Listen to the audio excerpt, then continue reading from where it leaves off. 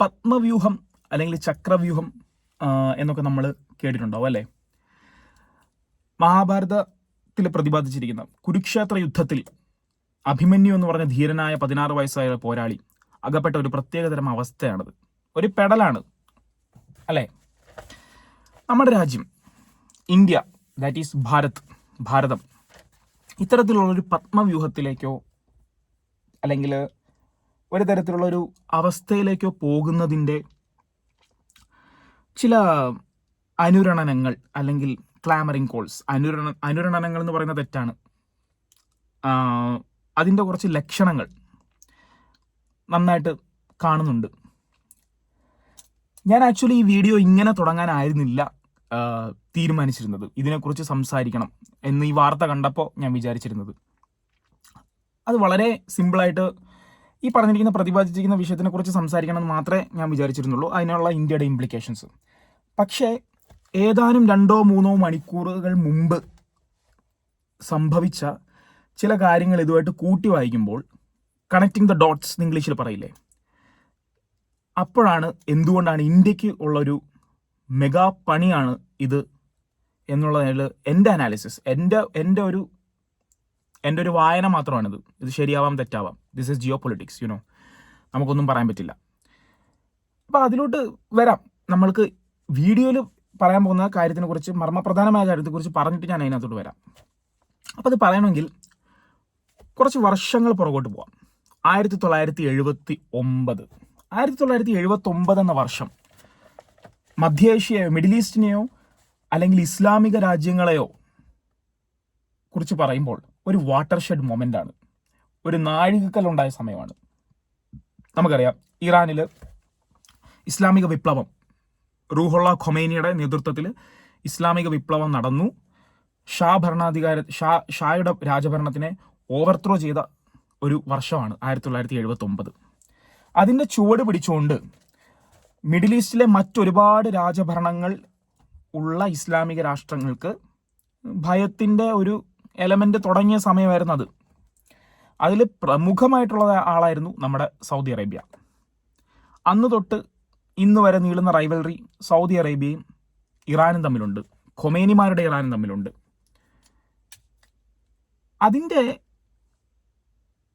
അതിൻ്റെ ഒരു ബാക്കി പത്രമായിട്ട് നടന്നൊരു സംഭവമാണ് 1979 സൗദി അറേബ്യയിലെ ഏറ്റവും പ്രമുഖമായിട്ടുള്ള, ലോകത്തുള്ള ഏറ്റവും പ്രമുഖമായിട്ടുള്ള site Mecca, the grand mosque അല്ലേ? നമുക്കൊക്കെ അറിയാം,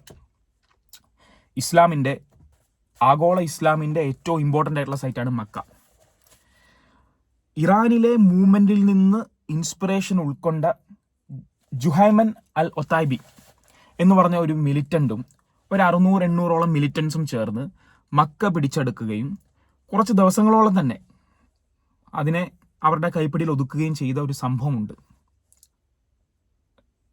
സൗദി അറേബ്യക്ക് പേടി തോന്നാൻ ഇതിലും കൂടുതൽ വലിയ സംഭവങ്ങളൊന്നും വേണ്ടല്ലോ. തൊട്ടു മുമ്പ് ഇറാനിൽ ഇത്തരത്തിലുള്ളൊരു റവല്യൂഷൻ നടക്കുന്നു. അതിൻ്റെ സന്ദേശം ഉൾക്കൊണ്ട് കുറച്ച് മിലിറ്റൻസും വിമതരും ഇത്തരത്തിൽ മക്ക പിടിച്ചെടുക്കുന്നു എന്നൊക്കെ പറയുമ്പോൾ ഇസ്ലാമിക ലോകത്തിൻ്റെ മുകളിൽ തങ്ങൾക്കുള്ള പാട്രണേജും അതിൻ്റെ പതാകവാഹകരാണ് തങ്ങളെന്നുള്ള ആ ഒരു സ്റ്റാറ്റസ് കോയെയും അതിനൊരു ഭീഷണി നേരിടുന്ന തരത്തിലാണ് ഇത്തരത്തിലുള്ളൊരു സംഭവം അവരെ കണ്ടത്. ഇത്തരത്തിലുള്ളൊരു ക്രൂഷ്യൽ മൊമെൻറ്റിൽ അവരെ സഹായിച്ച 2 രാഷ്ട്രങ്ങളാണ്. ഒന്ന് ഫ്രാൻസ്, GGIN എന്ന് പറഞ്ഞൊരു മിലിറ്ററി യൂണിറ്റിനെ അയച്ചുകൊണ്ട്. രണ്ടാമത്തേതാണ് പാകിസ്ഥാൻ, SSG, അവരുടെ സ്പെഷ്യൽ ഗ്രൂപ്പാണ്, നമ്മുടെ സ്പെഷ്യൽ ഫോഴ്സസ് ഒക്കെ പോലെ. ഇതിനെ രണ്ടും അയച്ചുകൊണ്ട് മക്ക തിരിച്ചു പിടിക്കുന്നതിൽ സൗദിയെ സഹായിച്ചിട്ടുണ്ട്. അപ്പോൾ എന്തിനാണ് ഇതിവിടെ പറഞ്ഞതെന്ന് വെച്ച് കഴിഞ്ഞാൽ, പാകിസ്ഥാനും സൗദി അറേബ്യയും തമ്മിൽ ഇത്തരത്തിലുള്ളൊരു മിലിറ്ററി പാക്റ്റ് ഒപ്പിട്ടത് വളരെ ഞെട്ടലോടുകൂടിയും വളരെ കൗതുകത്തോടുകൂടിയും വളരെ ആശ്ചര്യത്തോടു കൂടിയാണ് ഇന്ത്യക്കാരായ നമ്മളും ജിയോ പൊളിറ്റിക്സ് അറിയുന്ന ആൾക്കാരും ഒക്കെ നോക്കിക്കണ്ടത്. എന്നാൽ അത്രയും ഞെട്ടേണ്ട കാര്യമില്ല എന്നാണ് എനിക്ക് പറയാനുള്ളത്. കാരണം ചരിത്രം നമ്മളെ കാണിക്കുന്നത്, ഞാൻ ഈ പറഞ്ഞ 1979 ഈ പോയിന്റ് തൊട്ട് 1991 ഗൾഫ് യുദ്ധം വരെ നീളുന്ന അത്രയും സമയം ഏറിയും കുറഞ്ഞുമുള്ള പങ്കിൽ പാകിസ്ഥാൻ്റെ മിലിറ്ററി പ്രസൻസ് സൗദി അറേബ്യയിൽ നല്ല രീതിയിലുണ്ട്. അതിൻ്റെ പീക്ക് ടൈമിൽ 15,000-ഓളം ട്രൂപ്സ് സൗദി അറേബ്യയിൽ സ്റ്റേഷൻ ചെയ്തിട്ടുള്ള അവസ്ഥയിൽ വരെ ഉണ്ടായിട്ടുണ്ട്. എന്നിരുന്നാലും ഏത് മാറിയ സാഹചര്യത്തിലാണ് നമുക്ക് ഈ ഞെട്ടൽ ഉണ്ടാകുന്നതെന്ന് വെച്ച് കഴിഞ്ഞാൽ നമുക്കറിയാം, മുഹമ്മദ് ബിൻ സൽമാൻ എന്ന ലോകം ഉറ്റുനോക്കിയ സൗദി അറേബ്യയുടെ ക്രൗൺ പ്രിൻസ് നരേന്ദ്രമോദി, ഇന്ത്യൻ പ്രധാനമന്ത്രി നരേന്ദ്രമോദിയുമായിട്ട് വളരെയധികം ഊഷ്മളമായ സുഹൃത്ത് ബന്ധമുള്ള സൗദി അറേബ്യൻ രാജാവ് എന്ന് മാത്രമല്ല, ഈ ഊഷ്മളമായ ബന്ധം പറച്ചിൽ മാത്രമല്ല, ഒരുപാട് സ്ട്രാറ്റജിക് ആയിട്ടുള്ള അലയൻസുകളിലും അത് നമുക്ക് കാണാൻ കഴിഞ്ഞിട്ടുണ്ട്. പലതരത്തിലും ഇന്ത്യ സ്ട്രാറ്റജിക്കലായിട്ടുള്ള പ്രശ്നങ്ങൾ നേരിട്ട സമയത്തും അത്തരത്തിലുള്ള കോപ്പറേഷൻ നമുക്ക് സൗദി അറേബ്യയുടെ സ്ഥാനത്ത് നിന്ന് കാണാൻ കഴിഞ്ഞിട്ടുണ്ട്. അത്തരത്തിൽ ഉള്ളൊരു സൗദി അറേബ്യ ഇന്ത്യയുടെ ഏറ്റവും ആർച്ച് റൈവലായ പാകിസ്ഥാൻ, അതും അവരും ഈ രണ്ട് പാകിസ്ഥാനും ഇന്ത്യയും തമ്മിൽ ഇത്തരത്തിലുള്ളൊരു മേജർ സ്കിർമിഷ് നടന്നു കഴിഞ്ഞുള്ള ഒരു സമയത്ത്, അതിൻ്റെ പുറമെ എന്താണെന്ന് വെച്ച് കഴിഞ്ഞാൽ ഇന്ത്യ ഓൾറെഡി അമേരിക്കയുമായിട്ട് ഒരു ഉരസൽ കഴിഞ്ഞിട്ട് നിൽക്കുന്ന സമയത്ത് ഇത്തരത്തിലുള്ളൊരു എഗ്രിമെൻറ്റിൽ ഏർപ്പെടുന്നത് സ്വാഭാവികമായിട്ടും ഇന്ത്യക്കാരെന്ന നിലയ്ക്ക് നമ്മളെ ഭരിക്കുന്ന സർക്കാരും ഒരു കൗതുകത്തോടെയും ഒരു ഞെട്ടലോടുകൂടെയും മാത്രമേ കാണുകയുള്ളൂ, അല്ലേ? അപ്പോൾ എന്തുകൊണ്ടാണ് അതിന് കൂടുതൽ ആക്കം കൂട്ടുന്നത്? നമുക്ക് ഈ ഡിഫൻസ് പാക്ട് ഒന്ന് പരിശോധിക്കാം. ഈ ഡിഫൻസ് പാക്ട് പരിശോധിക്കാനാണെങ്കിൽ ഇതിലെ ലാംഗ്വേജ് വളരെ ആംബിഗ്വസ് ആണ്. എന്ന് വെച്ചാൽ ഇതിനകത്ത് ഭാഷ പ്രത്യേകിച്ച് ഒന്നും തന്നെ കറക്റ്റായിട്ട് പറയുന്നൊന്നുമില്ല. എന്താണ് ഇതുകൊണ്ട് എക്സാക്ട്ലി ഉദ്ദേശിക്കുന്നതെന്നോ, സഹകരണം എന്നതുകൊണ്ട് ഉദ്ദേശിക്കുന്നത് മിലിറ്ററി സഹകരണമാണോ, അതായത് സാമ്പത്തിക സഹായമാണോ, അല്ലാതെ മറ്റെന്തെങ്കിലും ആണോ, മറ്റുള്ള ടെക്നോളജി ആണോ, ഡിപ്ലോമാറ്റിക് ആയിട്ടുള്ള സഹായമാണോ, വെറും ലിപ് സർവീസ് ആണോ, ഒന്നും പറയുന്നില്ല. പക്ഷേ ഒരു പ്രത്യേക വാചകം അതിൽ ഇമ്പോർട്ടൻ്റ് ആണ്. ഇതാണ്: The agreement states that any aggression against either country shall be considered an aggression against both. ഇതെല്ലാവരും റിപ്പോർട്ട് ചെയ്തിട്ട്, റോയിറ്റേഴ്സും എല്ലാവരും റിപ്പോർട്ട് ചെയ്ത വാചകമാണ്, വെർബാറ്റിമാണ് ഞാൻ പറഞ്ഞത്. അതായത് ഞങ്ങളിൽ ഒരുവരെ തൊട്ടാൽ അത് ഞങ്ങൾക്കെതിരായ ആക്രമണമായി തന്നെ ഞങ്ങൾ കാണും എന്നുള്ളത്. ഇതിൻ്റെ ഇംപ്ലിക്കേഷൻ എന്താണ്? ഇതിൻ്റെ ഇംപ്ലിക്കേഷൻ പാകിസ്ഥാൻ്റെ സൈഡിൽ നിന്ന് ഇന്ത്യക്കാണ്, സൗദി അറേബ്യയുടെ സൈഡിൽ നിന്ന് ഇറാനും ഇസ്രായേലിനും എതിരെയാണ്. ഇതിൻ്റെ ഒരു ഐറണി അതാണ്.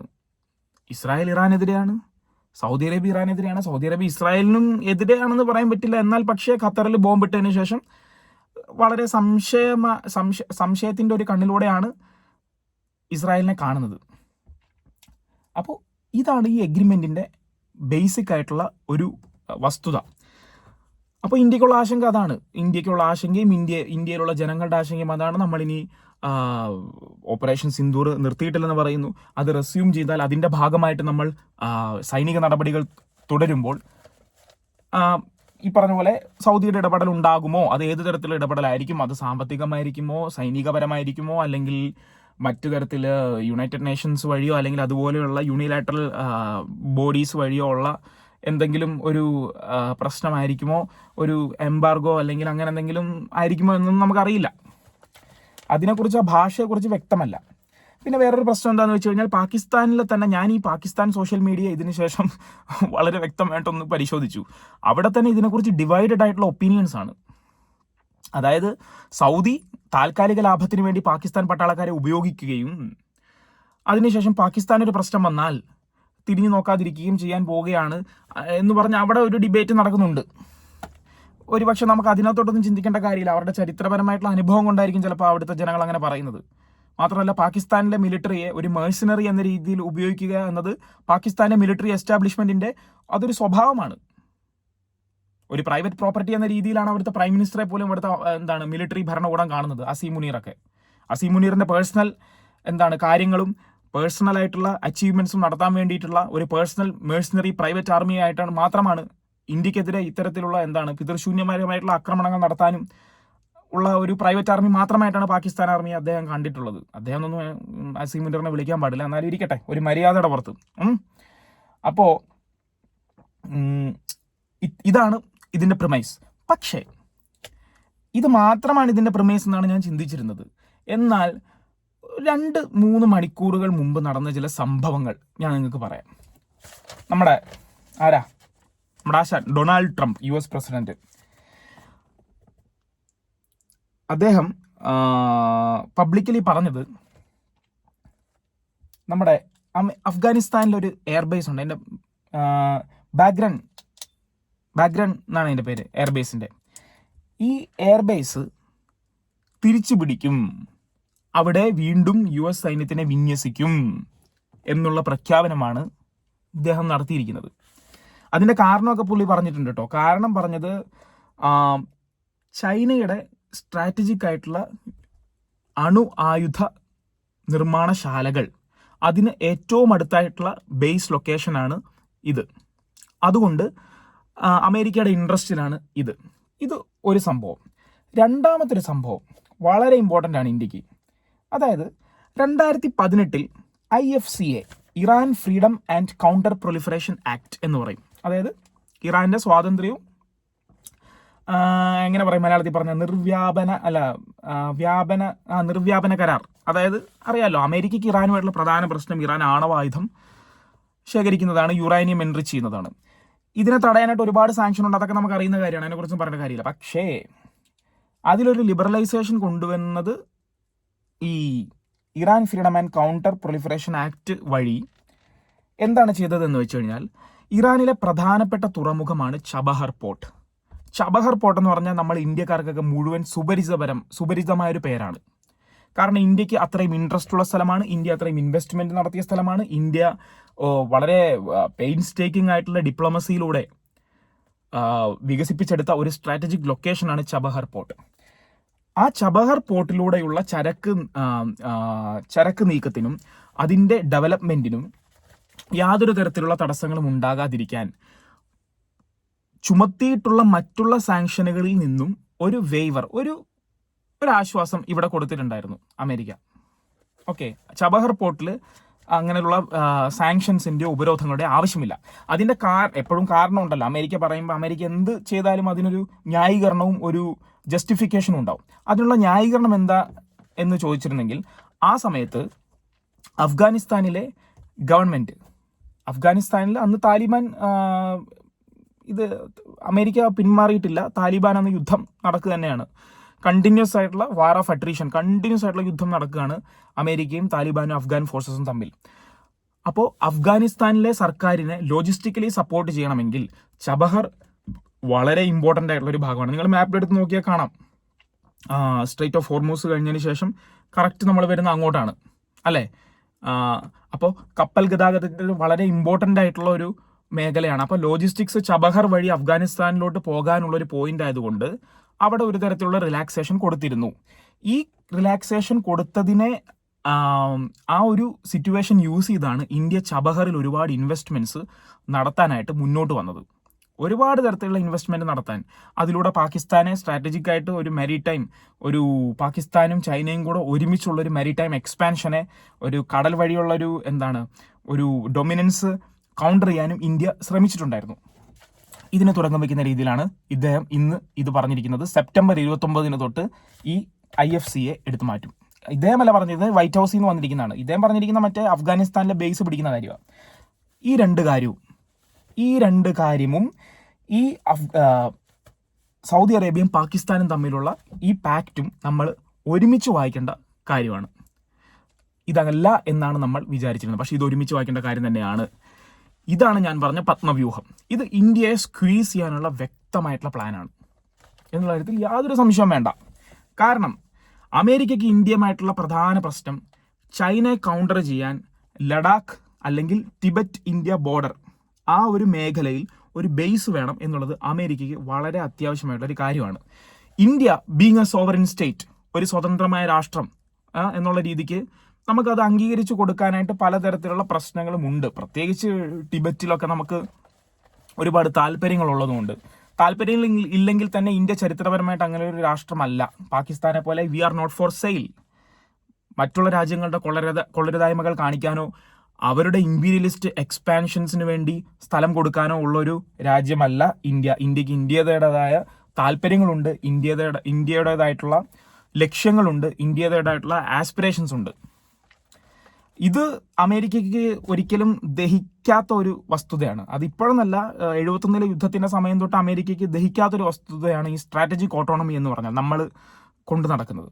അപ്പം ലഡാക്കിലോ ഇത്തരത്തിലുള്ള ഒരു ബേസ് വേണം എന്നുള്ളത് അവർ പല രീതിയിൽ ശ്രമിച്ചിട്ട് നടക്കാത്ത ഒരു വിഷയമായതുകൊണ്ടാണ് അവർ പതുക്കെ തിരിച്ച് അഫ്ഗാനിസ്ഥാനിലോട്ട് പോകുന്നത്. ഒന്ന് ആലോചിക്കണം. ട്രംപിൻ്റെയൊക്കെ പ്രഖ്യാപിത നയമാണ് ഏത് അഫ്ഗാനിസ്ഥാനിൽ നിന്ന് പുറത്തു വരണമായിരുന്നു. അത് ബൈഡൻ ചെയ്തുകൊണ്ട് പുള്ളി കുറ്റം പറഞ്ഞു, അത് വേറെ കാര്യം. അഫ്ഗാനിസ്ഥാനിൽ നിന്ന് പുറത്തു വരണമായിരുന്നു, പുറമെ ഇടപെടുന്നില്ല, ലുക്കിംഗ് ഇൻവാർഡ്സ്, അമേരിക്കയിലോട്ട് തന്നെ നോക്കാം, അമേരിക്കയുടെ ഉള്ളിലോട്ട് നോക്കാം, മേക്കിംഗ് അമേരിക്ക ഗ്രേറ്റ് അഗെയിൻ. ഇത്തരത്തിലുള്ള പ്രഖ്യാപിത നയങ്ങൾക്ക് എതിരെയാണ് അദ്ദേഹം ചെയ്യുന്നത്.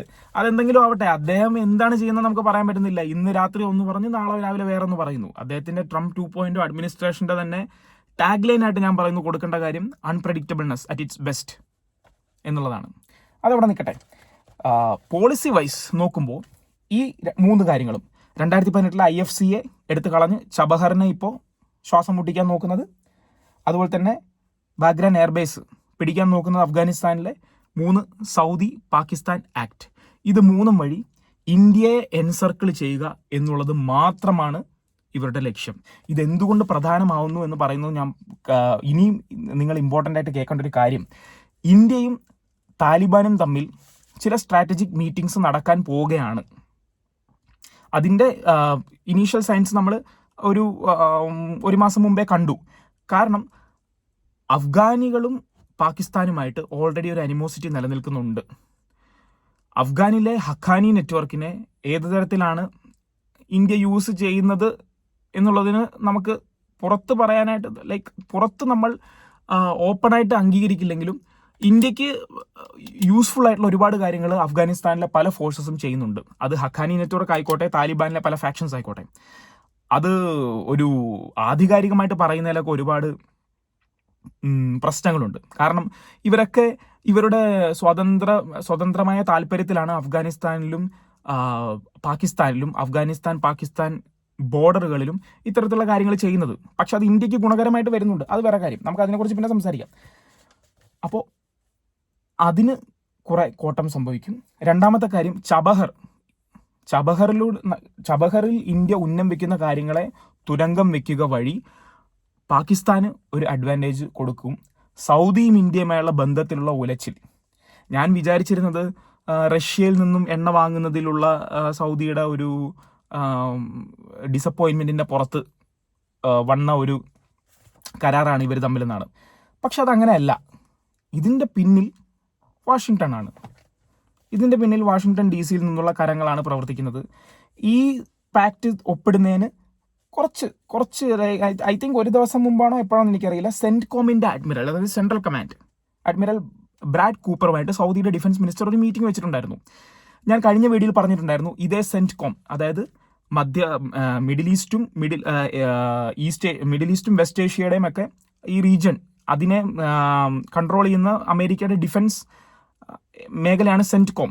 സെൻട്രൽ കമാൻഡ് എന്നുള്ള ചുരുക്കപ്പേരാണ് സെൻറ്റ്കോം. അതിൻ്റെ റിട്ടയർ ആയ ജനറൽ കുറില്ല, അദ്ദേഹം റിട്ടയർ ആവുന്ന സമയത്ത് പാകിസ്ഥാനെ ഒരുപാട് വാനോളം പാടി പുകഴ്ത്തിയിട്ടാണ് റിട്ടയർ ആയത്. ആ സമയത്ത് ഓപ്പറേഷൻ സിന്ദൂർ കഴിഞ്ഞ് നിൽക്കുന്ന സമയമാണ്, അതിൻ്റെ ചൂട് മാറുന്നതിൻ്റെ ജസ്റ്റ് സമയമാണ്. ഇതിൻ്റെ ചുവട് പിടിച്ചിട്ടാണ് ഇപ്പോൾ ഈ പാക്റ്റ് ഒപ്പിടുന്നതിന് 2 ദിവസം മുമ്പ് സെൻറ്റ്കോമിൻ്റെ അഡ്മിറൽ ആയിട്ടുള്ള ബ്രാഡ് കൂപ്പറുമായിട്ട് ഒരു മീറ്റിംഗ് ഉണ്ടായത്. സൗദി അറേബ്യയ്ക്ക് തരുന്ന സിഗ്നലുകൾ വളരെയധികം ക്ലിയർ ആണ്. എന്ത് തരത്തിലുള്ള നെക്സസ് ആണ് ഇവർ ഡെവലപ്പ് ചെയ്യുന്നത്, എന്ത് തരത്തിലുള്ള ഒരു ചുറ്റിപ്പിണയലാണ് ഇവർ ഇന്ത്യയെ ചുറ്റിപ്പിണയ്ക്കാൻ നോക്കുന്നത്. നേപ്പാളിൽ സംഭവിച്ചതും ഇതിൻ്റെ കൂടെ തന്നെ വായിക്കണം. പക്ഷേ നേപ്പാളിൽ സംഭവിച്ചത്, അത് ആരുടെ ഇൻട്രസ്റ്റിലാണ് നേപ്പാളിൽ അത് സംഭവിച്ചത് എന്നുള്ളത് നമ്മൾ അറിയണമെങ്കിൽ ഇതിൻ്റെ ആഫ്റ്റർ മാത്തായിട്ട് ഇന്ത്യയുടെ നോർത്ത് വെസ്റ്റ് റീജിയണിൽ, ഇന്ത്യയുടെ നോർത്ത് വെസ്റ്റ്, പഴയ നമ്മൾ നോർത്ത് വെസ്റ്റേൺ ഫ്രോണ്ടിയർ പ്രൊവിൻസ് എന്ന് പറയുന്ന റീജിയൻ, അഫ്ഗാനിസ്ഥാൻ പാകിസ്ഥാൻ ആ ഒരു ബോർഡർ റീജിയനിൽ ചില കോൺഫ്ലിക്റ്റുകൾ നടക്കാൻ പോകുന്നുണ്ട്. ഇതിൻ്റെ പേര് പറഞ്ഞ് ബലൂചിസ്ഥാൻ മൂവ്മെൻറ്റ് മേ ബി അത് അടിച്ചമർത്തപ്പെട്ടേക്കാം. കാരണം ഇന്ത്യക്ക് അനുകൂലമായിട്ടുള്ള ഒന്നും തന്നെ ഉണ്ടാകരുത് എന്നുള്ള തീരുമാനത്തിലാണ് US ഡിപ്പാർട്ട്മെൻറ്റ് ഓഫ് ഡിഫൻസ്, അത് പണ്ട് ഇപ്പോൾ ഡിപ്പാർട്ട്മെൻറ്റ് ഓഫ് വാർ ആക്കി പോകുന്നത്. നമുക്കറിയാം, ടാരിഫ് യുദ്ധവുമായിട്ട് ബന്ധപ്പെട്ട് ഒരുപാട് തരത്തിൽ ഇന്ത്യക്കെതിരെ തലങ്ങും വിലങ്ങും അമേരിക്കൻ പ്രസിഡന്റും ഹൊവാർഡ് ലുട്നിക്കും പീറ്റർ നവാറോയും ഒക്കെ ഇന്ത്യയെ പച്ചയ്ക്ക് പുലഭ്യം പറഞ്ഞില്ല എന്നേ ഉള്ളൂ, ഏതാണ്ട് അതിന് തുല്യമായിട്ടുള്ള എല്ലാം പറഞ്ഞിട്ടുണ്ട് അവർ, അല്ലേ? ഇതൊക്കെ പറഞ്ഞതിന് ശേഷം ഷാൻഹായ് കോപ്പറേഷൻ ഓർഗനൈസേഷൻ മീറ്റിങ്ങിൽ പോയി നമ്മൾ ലോകത്തിന് ഒരു സിഗ്നൽ കൊടുത്തു. റഷ്യയ്ക്കും ചൈനയ്ക്കും ഒപ്പം നിന്ന് കൈ കൊടുത്തുകൊണ്ട് നമ്മൾ ലോകത്തിന് അല്ലെങ്കിൽ വെസ്റ്റിന്, ലോകത്തിനല്ല വെസ്റ്റിന് ഒരു സിഗ്നൽ കൊടുത്തതിന് ശേഷം ഇത്തരത്തിലുള്ള ഡയലോഗുകൾ ഒന്ന് കുറഞ്ഞു വരികയായിരുന്നു അല്ലേ. നരേന്ദ്രമോദി എൻ്റെ നല്ല സുഹൃത്താണ്, അദ്ദേഹവുമായിട്ട് എനിക്ക് നല്ല ബന്ധമാണുള്ളത് എന്നൊക്കെ പറഞ്ഞ് പിന്നെയും തിരിച്ച് പോസ്റ്റുകൾ ഇടുകയും ഒരു തരത്തിൽ അത് ചെയ്യുകയും മറ്റൊരു ചാനലിലൂടെ ഇത്തരത്തിലുള്ള വളരെ ഇന്ത്യക്ക് അപകടകരമായിട്ടുള്ള പോളിസികൾ ഡെവലപ്പ് ചെയ്യുന്ന രീതിയിലാണ് വാഷിങ്ടൺ ഇപ്പോൾ മുന്നോട്ട് പോകുന്നത്. ഇത് വളരെ വ്യക്തമായിട്ട് ഇവിടുത്തെ മിനിസ്ട്രി ഓഫ് എക്സ്റ്റേണൽ അഫയേഴ്സിന് അറിയാം. അതറിയാമെന്നും അതിനെ വേണ്ട രീതിയിൽ പഠിക്കുന്നുണ്ടെന്നും അതിനുള്ള റെസ്പോൺസ് മെക്കാനിസങ്ങളൊക്കെ ഓൾറെഡി സെറ്റ് ഇൻ മോഷൻ ആണെന്നും ഉണ്ട് എന്നും ആണ് ഒരു ഇന്ത്യൻ പൗരൻ എന്ന നിലയ്ക്ക് ഈ കാര്യങ്ങളൊക്കെ നോക്കി കാണുന്ന ഒരാളെന്നുള്ള നിലയ്ക്ക് എനിക്ക് വായിച്ചെടുക്കാൻ പറ്റുന്നത്. ഒരു പക്ഷേ ഇതിൽ നിന്നൊക്കെ വ്യത്യസ്തമായിരിക്കും ഇതിൻ്റെ ഔട്ട്കംസ്. പക്ഷേ ഒരു ഇന്ത്യൻ പൗരൻ എന്ന നിലയ്ക്ക് എനിക്കത് വായിച്ചെടുക്കാൻ പറ്റുന്നത് അതാണ്. അതുകൊണ്ട് മിനിസ്ട്രി ഓഫ് എക്സ്റ്റേണൽ അഫയേഴ്സിൻ്റെ ആ ഒരു പത്രക്കുറിപ്പിൽ എനിക്ക് പൂർണ്ണ വിശ്വാസമുണ്ട്. പക്ഷേ ഇതിൻ്റെ ആഫ്റ്റർ മാത്തായിട്ട് ഇവിടെ വരാൻ പോകുന്ന പ്രശ്നങ്ങൾ എന്താണ് എന്നുള്ളത് വളരെ സീരിയസ് ആയിരിക്കും. അതിൻ്റെ മുന്നോടിയാണ് നേപ്പാൾ എന്തിനുള്ള കളമാകാനാണ് പോകുന്നത്? നേപ്പാൾ ആർക്കുള്ള കെണിയാണ്?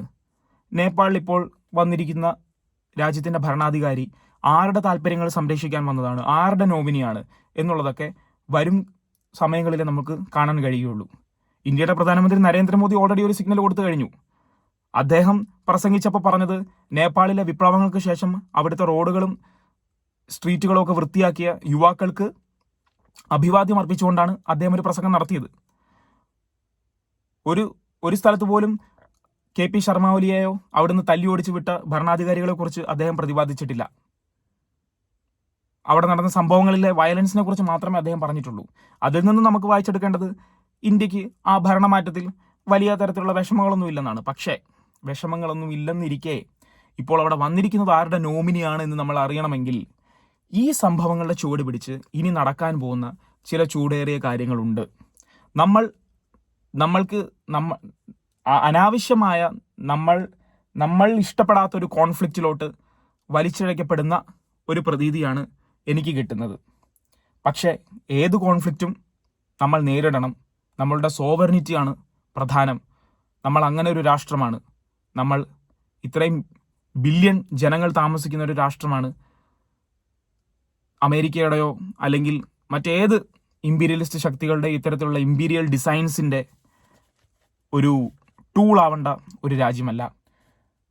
സോ വളരെ ശ്രദ്ധയോടുകൂടി വേണം ഇന്ത്യ ഈ ഡെവലപ്മെൻറ്റ്സിനെ കാണാൻ. ഇതൊരു പത്മവ്യൂഹം തന്നെയാണ്. ഇത് ഭേദിക്കുക എന്നുള്ളതാണ് ഇന്ത്യയുടെ ഇപ്പോഴത്തെ ഇൻട്രസ്റ്റ്.